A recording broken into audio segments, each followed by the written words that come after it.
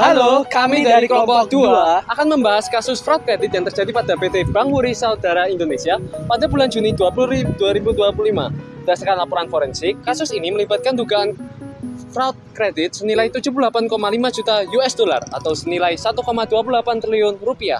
Insiden ini bukan sekedar kegagalan operasional, melainkan hasil kolusi antara pihak internal bank dan debitur ekspor, yang dimana ini memanfaatkan kelemahan proses bisnis khususnya pada transaksi negotiable letter of credit atau LC. Nah, kasus ini menjadi peringatan serius bagi industri perbankan terkait resiko fraud yang berskala besar. Terima kasih. Kasus ini pertama kali terungkap pada 2 Juni 2025 ketika induk usaha yaitu Wori Bank Korea mengumumkan adanya insiden keuangan di anak perusahaannya di Indonesia. Pada 5 Juni 2025, Bank Wori Saudara Indonesia menyampaikan bahwa nilai 78,5 juta US dollar tersebut masih merupakan eksponsor, bukan kerugian final. Dalam periode 5 hingga 12 Juni 2025, krisis publik berkembang dan Otoritas Jasa Keuangan atau OJK mulai investigasi. OJK juga menegaskan bahwa mereka tuh pernah memberikan peringatan sejak tahun 2023 terkait debitur yang sama. Dari tadi kejadian di Bank Wuri di tahun 2025 ini, sebenarnya secara kronologis sendiri ini, pertama pada tahun 2023 OJK ini telah memberikan peringatan terkait kelemahan proses LC pada debitur terkait. Nah, lalu memasuki kuartal pertama 2025, terlihat peningkatan non-performing loan, serta kenaikan cadangan kerugian penurunan nilai yang menandakan tekanan pada portofolio kredit. Lalu pada 2 hingga 5 Juni 2025, insiden ini dipublikasikan oleh induk usaha dan diklarifikasi oleh pihak bank. Lalu pada tanggal 7 sampai 12 Juni 2025, OJK telah melakukan investigasi diikuti tindakan internal pada pertengahan Juni. Lalu terakhir sebagai langkah stabilisasi, pada 25 Juni tahun 2025, Wuri Bank Korea memberikan fasilitas pinjaman sebesar USD 500 juta. Skema fraud dalam kasus ini berpusat pada produk negotiable letter of credit yang sangat bergantung pada prinsip strict completion terhadap dokumen.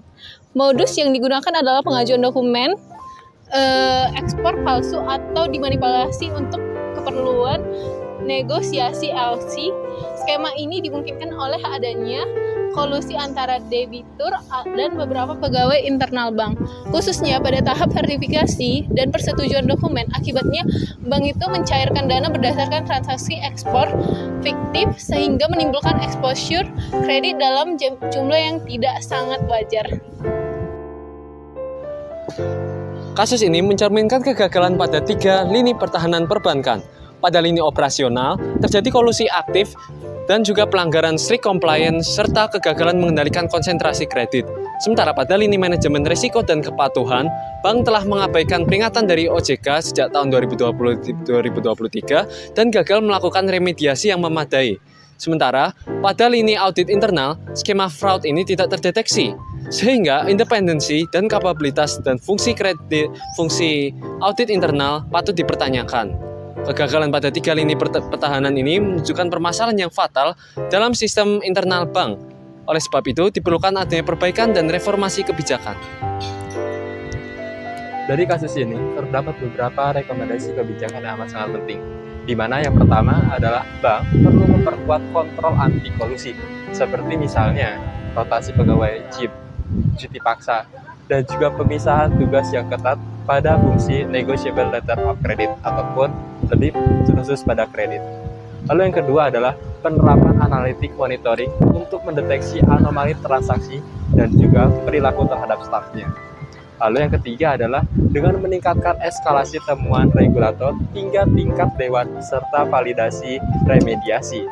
Dan satu lagi adalah yang terakhir adalah terkait penguatan independensi terhadap tingkat audit internal dan juga audit forensik yang sifatnya berkala, khususnya di bidang trade finance. Nah, dengan kasus Bank Wuri Saudara Indonesia, ini menegaskan bahwa fraud internal merupakan ancaman yang amat sangat serius terhadap stabilitas dan juga kepercayaan terhadap perbankan. Sekian dari saya, terima kasih. Sekian dari kelompok 2, terima kasih.